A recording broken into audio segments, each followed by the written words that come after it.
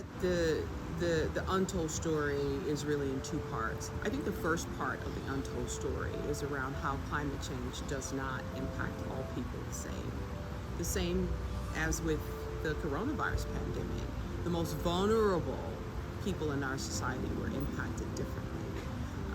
If you are poor, if you are elderly, if you have prior conditions, if you live in communities that have been marginalized, you are much more likely to experience adverse impacts from climate change than if you are wealthy and more privileged and live in places where investment is taking place and you're stronger. I think the second part of the untold story relates to risk. I think quite often when we are reporting about climate change in the press, we're focusing on the environmental risk.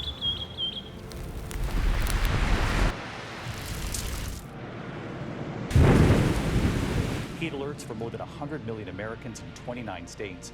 Of course, the heat index, the feel like reading already.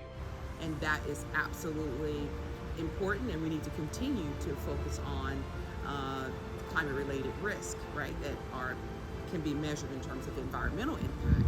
But what about the social risk? What about the political risk? And I think the economic risk also cannot be avoided, and we're experiencing that right now today.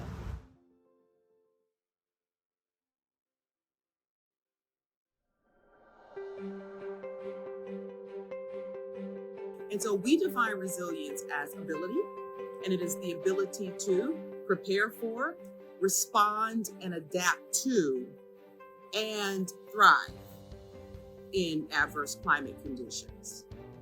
And so just like if we want to win a war, we've got to have resilient soldiers. If we want to win in terms of climate mitigation and collective climate action, then you've got to have resilient people driving institutions, driving resilience in communities. So resilience is needed if we're going to be able to thrive in this tough environment.